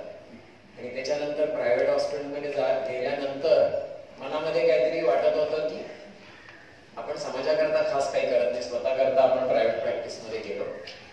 म्हणून काही वर्षातच प्रॅक्टिसमध्ये गेल्यानंतर आम्ही एका फाउंडेशनची स्थापना केली, त्याला स्पाइन फाउंडेशन म्हणतात, ज्याच्या मार्फत आम्ही स्पाइन सर्व्हिस म्हणजे मणक्याच्या आजाराचा इलाज, ती ऑपरेशन असो किंवा एक्सरसाइज असो, औषधं असो किंवा निदान असो, नेमकं निदान काय झालंय मणक्याच्या, मानेचं, पाठीचं, कमरेचं,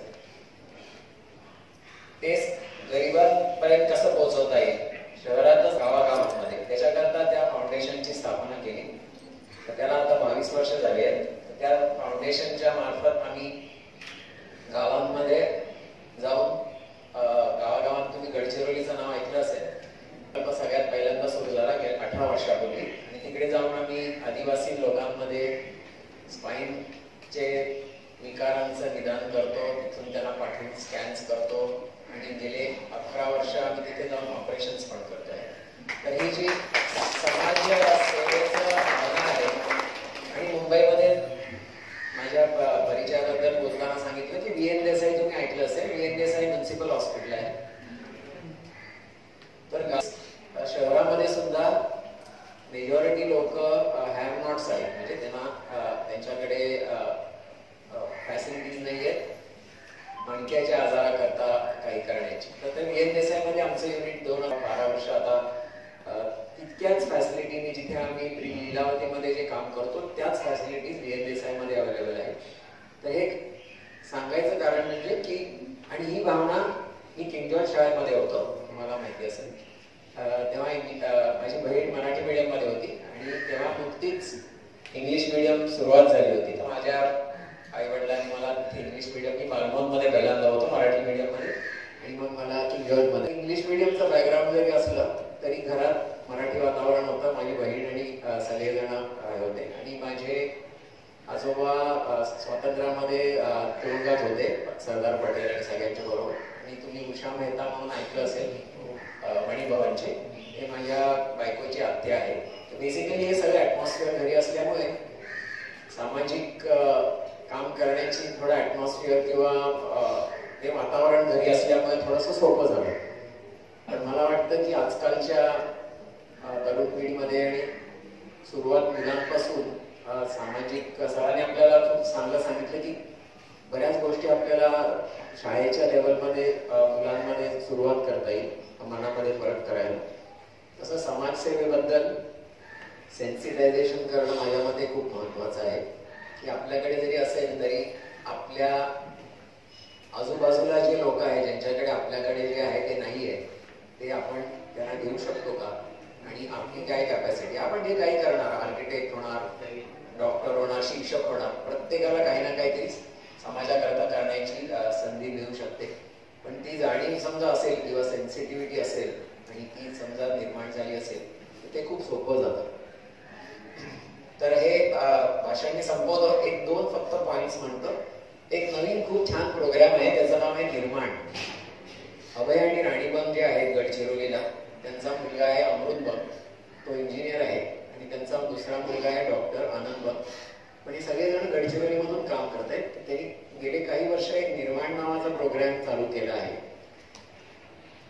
त्याच्यामध्ये 18 आणि 23 वर्षाच्या मधले जे मुलं आहेत, शाळा सोडून जेव्हा कॉलेजमध्ये जातात किंवा एखादी शोधतात, तेव्हा त्यांच्या ह्याच्यामध्ये आपण काय करू शकतो, त्यांना ते सेन्सिटायझेशन 8-10 दिवसाचा प्रोग्राम आहे. तर तुम्ही अवश्य निर्माणची वेबसाईट बघा आणि तुमच्या मुलांना, जशी मुलगी होती आजची 12वी हे करून भावना असतील, तिला काय करायचं, आपण काय बनवू शकू, काय त्याच्यामध्ये थोडंफार आपण समाजाकरता काय करू शकू ही जाणीव दिली तर ती जाणीव त्या निर्माण प्रोग्राम मध्ये होते.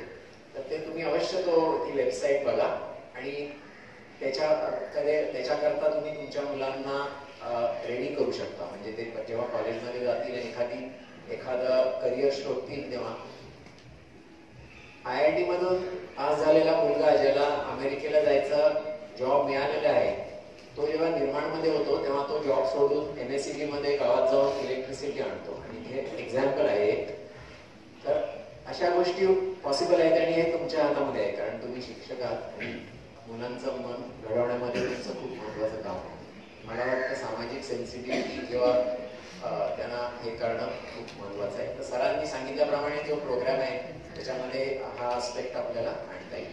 तर ही आजची सुरुवात आहे आणि आम्ही परत ह्याच्यामध्ये किंवा तुम्ही आमच्याकडे येऊन, आमच्या NGO मध्ये आमचं जवळच आहे, आम्ही तिकडे दर बुधवारी असतो, जेव्हा वेळ असेल तेव्हा, किंवा एखादा प्रोग्राम केला तर आम्ही इकडे येऊन आपण काहीतरी बरोबर काम करू शकतो. थँक्यू.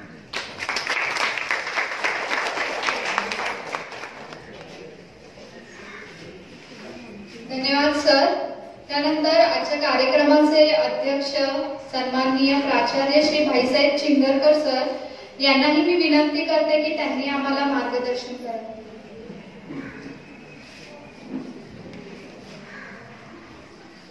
म्हणजे मार्गदर्शन म्हणण्याच्या 2 शब्द बोला असं सांगायला पाहिजे. म्हणजे मी आता 45 मिनिटं घेणार, चालेल का?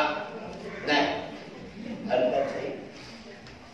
तर आजच्या समारंभाचे प्रमुख पाहुणे माझ्यापेक्षा 3-4 वर्षांनी मोठे आहेत. ते 83, मी आता 83, मी आता 80 आणि दुसरे पाहुणे जे आहेत अतिशय छानपैकी त्यांनी माहिती दिली. त्यानंतर आता एक पाहुणी होती ती तिच्या घरी कुठेतरी लग्न आहे ती गेली. त्याही पाहुणीचं मी स्वागत करतोय. आणि तुम्ही सर्व शिक्षक बंधूंनी आजचा प्रजासत्ताक दिन आणि ह्या प्रजासत्ताक दिनाच्या दिवशी प्रजेने एकत्र कसं यावं, एकत्र काम कसं करावं या संदर्भात आजच्या दोन्ही पाहून तर मला त्या मुद्दाम त्या बोलून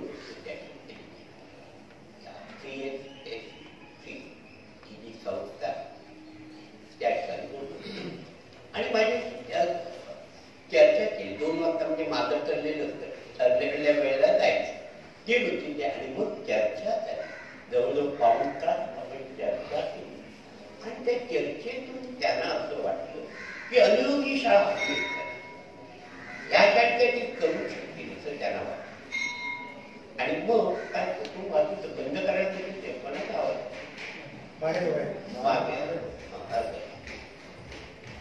तर अशी शिक्षक आहेत का? ही पहिली गोष्ट, शिक्षकांना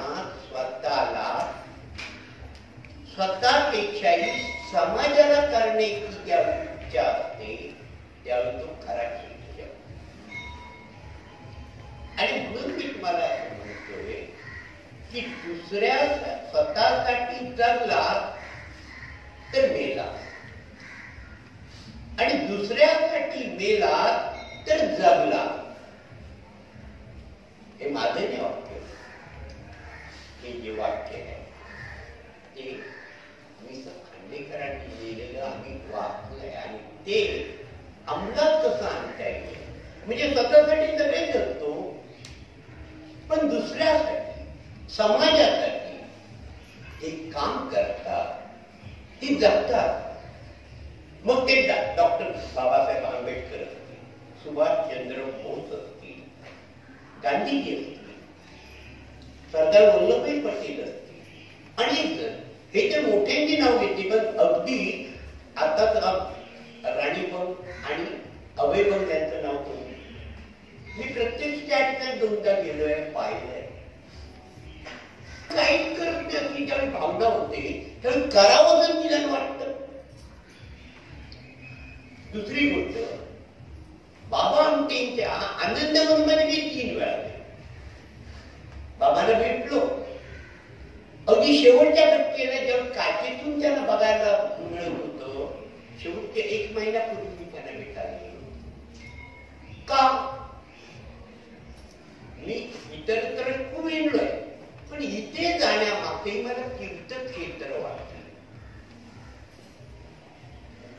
जी व्यक्ती युनिव्हर्सिटीमध्ये संपूर्ण फॉरेनच्या युनिव्हर्सिटी पहिली MBBS ती व्यक्ती सगळं सोडून काम करते.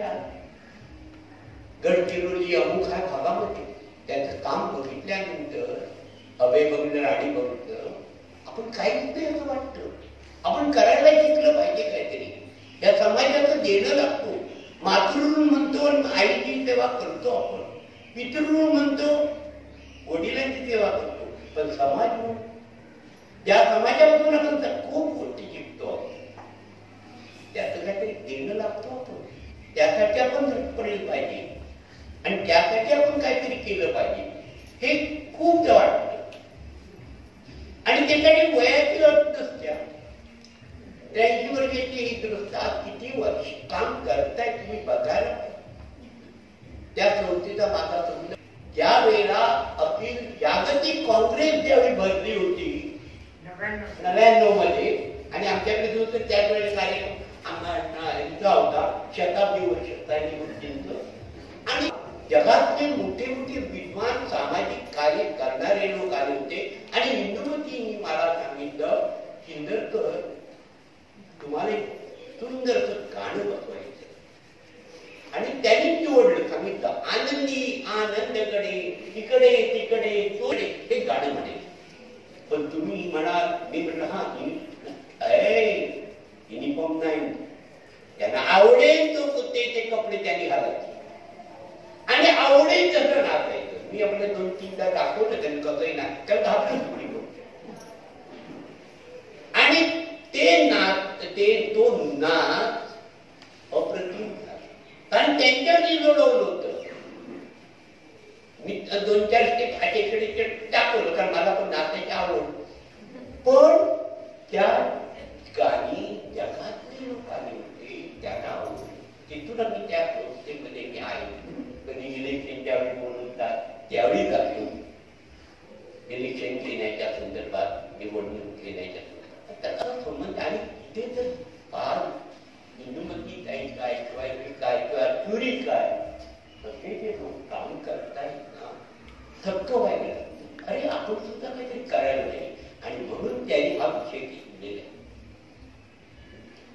तर त्यांचं असं म्हणणं, ही जी मुलं भटकत आहे, काही त्यांना समोर दिसतच नाही, काही त्यांना दीपस्तंभकाची त्यांना वळण दाखवायला पाहिजे. तुम्ही ह्या मार्गाने जायला पाहिजे असं सांगणार काहीतरी पाहिजे. असं सांगण्यासाठी अशा मुलांना गायडन्स करण्याची गरज आहे. मग ते अनेक, आता सध्या मी याचा विषय घेत नाही, पण त्यांचं व्याख्यान आपण 11वी-12वी यासाठी ठेवणार आहोत. 11वी-12वी. आणि त्यांच्यातून त्या मुलांमध्ये ऊर्जा निर्माण व्हायला पाहिजे. त्यांना काहीतरी करावं वाटलं पाहिजे. आज त्या मुलांना माझं काय, मी पुढे काय करणार, ही जी निराशा आहे, ही निराशा उडवायची आपल्याला.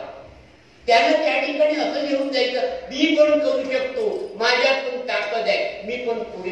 हे त्यांच्यामध्ये निर्माण करायचं आहे. आता मी त्याच्याबद्दल बोलत नाही.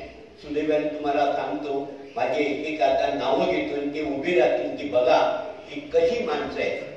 SP उभा हा अतिशय चांगला माणूस आणि जमा दुसरा परत उभे राहा ही एक व्यक्ती. या अगदी प्रश्नच नाही याच्याबद्दल. आता नेहरूंसारखे BN पवार यांच्यापासून तुम्ही पण शिका. हे पण चांगला माणूस, समाज कार्य करणार आहे, पण जरा त्यांच्यापासून जरा तुम्ही लहान असता त्यांच्या मागून चला.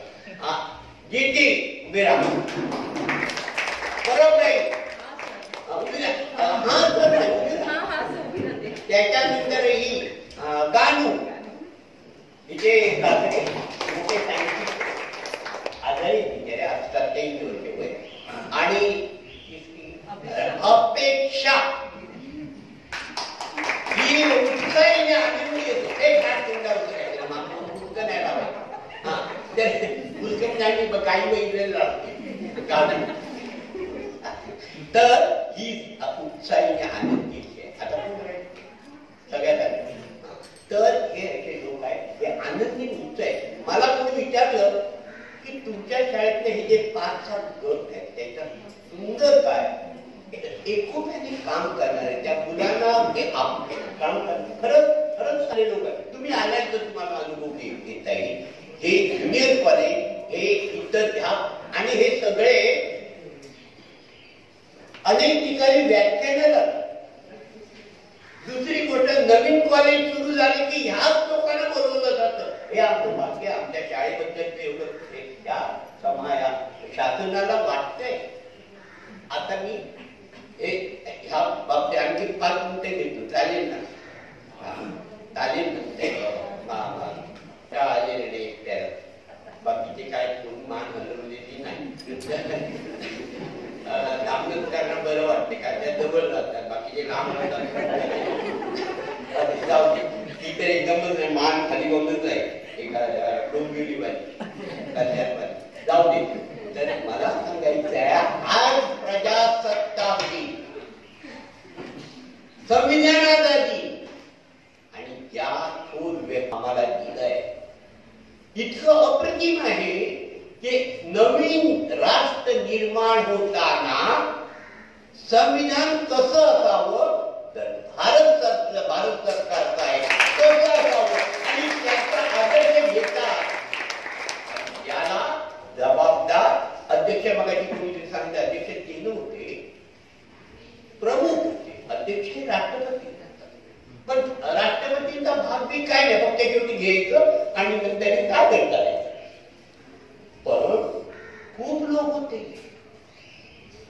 शेवटपर्यंत थांबले, 24 तास काम, आणि ते होईपर्यंत धडपड,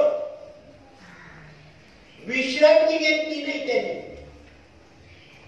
ते डॉक्टर बाबासाहेब आंबेडकर, आम्ही शिल्पकार त्यांनाच म्हणतो, डॉक्टर बाबासाहेब आंबेडकर या संविधानाचे शिल्पकार.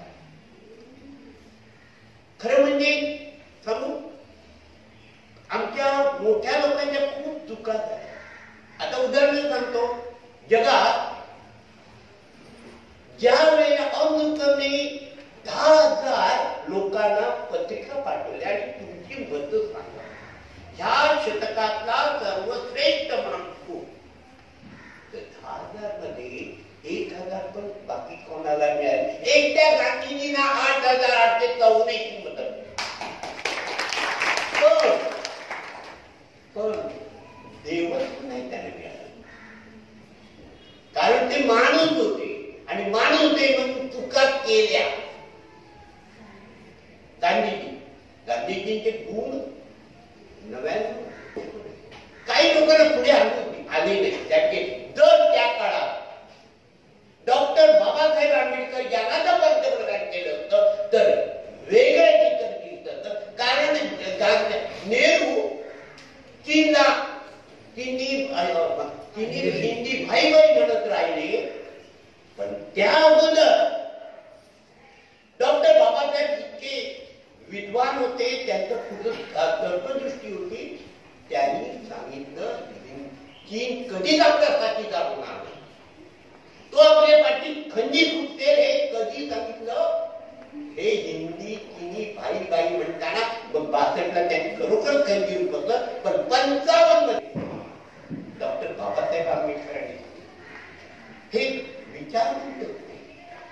उत्संगी होते आणि ते जर असते तर समाजाने आनंद वाटला. गांधीजी नेहमी हरिजन नावाचं पत्र काढलं, पण या हरिजनाला का केलं नाही?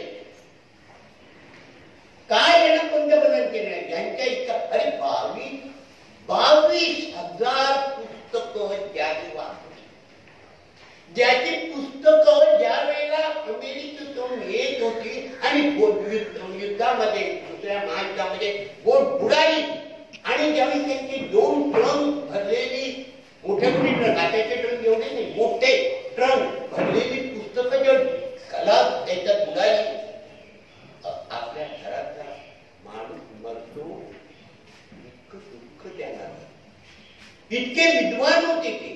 एक मुद्दाम एक गोष्ट आता वेळ असला तरी ज्या वेळेला रुपी ह्या दिशा नाणी निधी होत्या, मोठे अर्थतज्ञ होते ते. अशी सगळे लोक बसलेले विद्वान आणि त्याचे अध्यक्ष तर आणखी विद्वान, त्या काळातला सर्वश्रेष्ठ विद्वान मानला जातो. आणि त्याच्यावरती चर्चा होते, एक एक उत्तरे अमुक बोलते तमुक बोलते. शेवटी वेळ संपत यायला डॉक्टर बाबासाहेब आंबेडकर याच्यात विद्वानांच्या सभेत डॉक्टर बाबासाहेब हसलेच पाहिजे. तेवढे मला जरा बोलायचे नाही का, आता वेळ संपलाय ना. ह्या लोकांनी सांगितलंय ना आता ते माझ्या पुस्तकातलं सांगितलंय, काही त्रुटी राहिलंय काय? तुमच्या पुस्तकातलं त्यांनी सगळं सांगितलंय, मग बोला.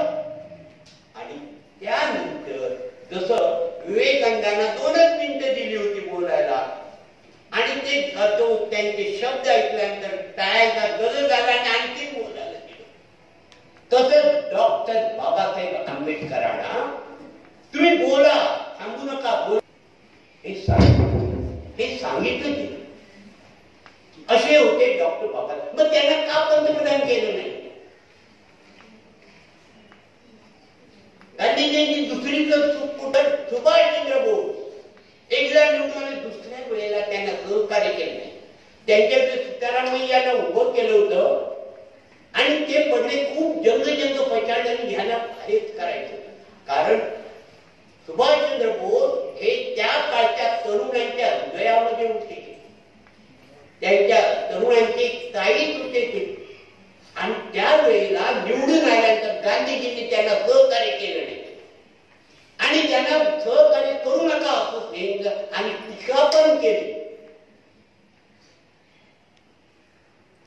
पण सुभाषचंद्र बोस मनाचा मोठा शिवा खाऊन सुद्धा ज्या वेळेला हिटलर असं मार्गाने ते आले आणि भाषण तुम्ही सगळं सांगत राहत नाही, खूप वेळ आहे.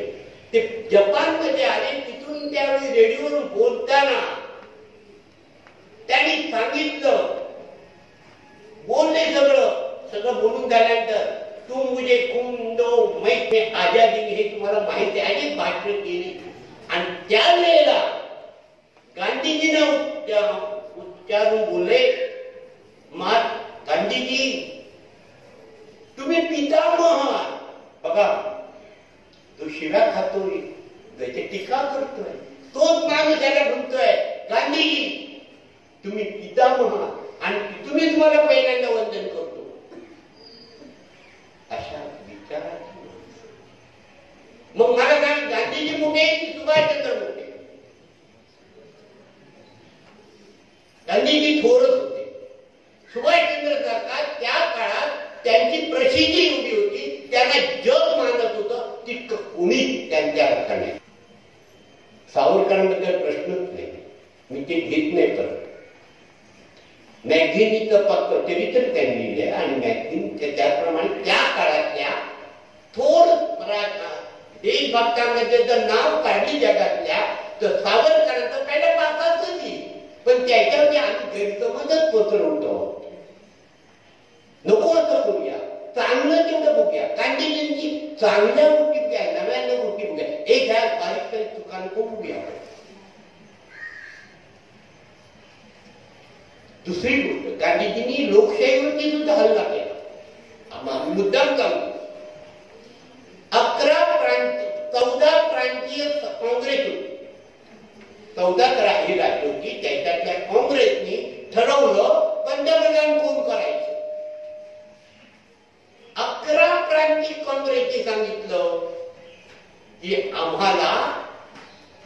पंतप्रधान म्हणून सरदार वल्लभभाई पटेल पाहिजे. पण बहुमत घेतलं नाही, कारण त्याच्यावरती जास्त प्रेम त्या पंडित नेहरूंना त्यांनी सांगितलं यांना त्याचा जमीन नको शकतो, लोकांना मागत नाही.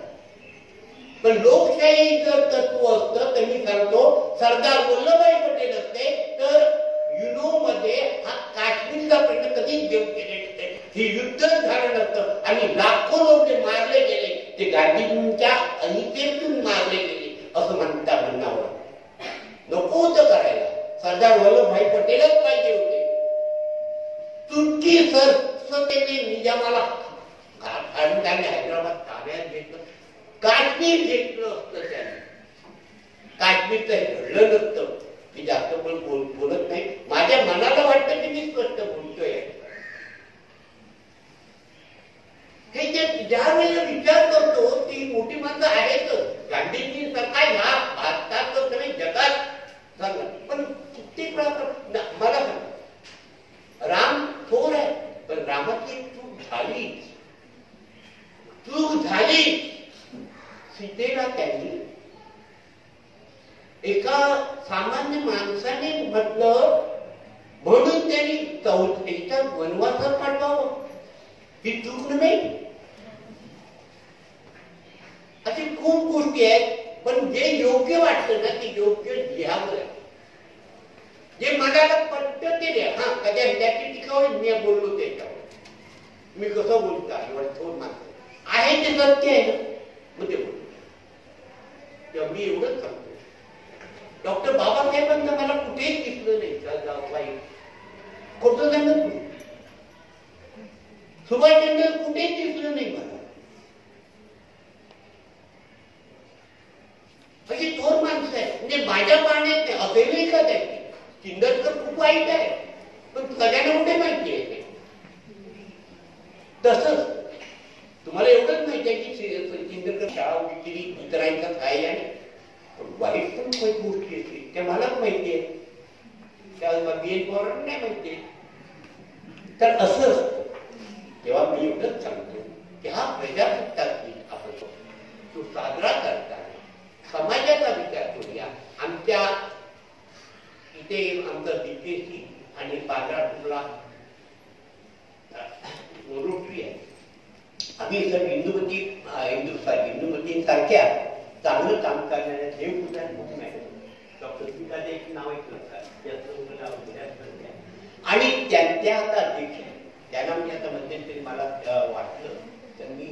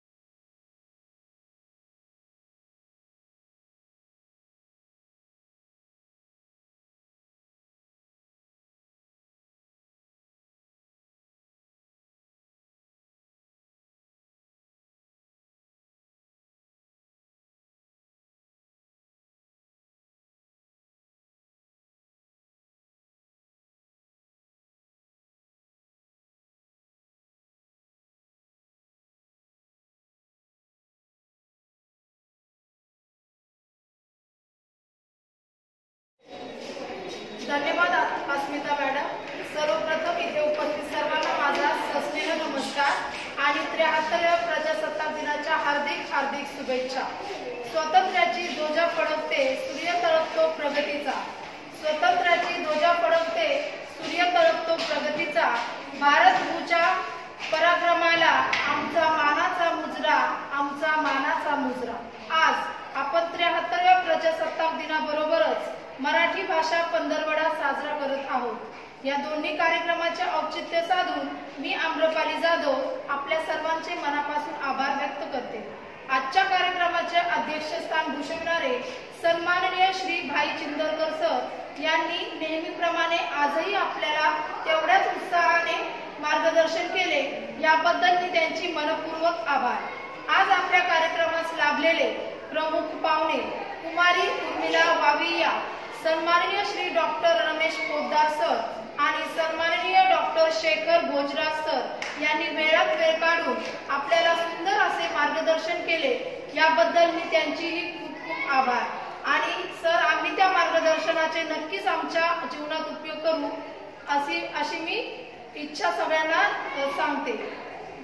आज आपल्या कार्यक्रमात रोहिणीताई चिंदरकर मॅडम यांनी कार्यक्रमास उपस्थिती दर्शवली, त्याबद्दल मी मॅडमचेही खूप खूप आभार मानते.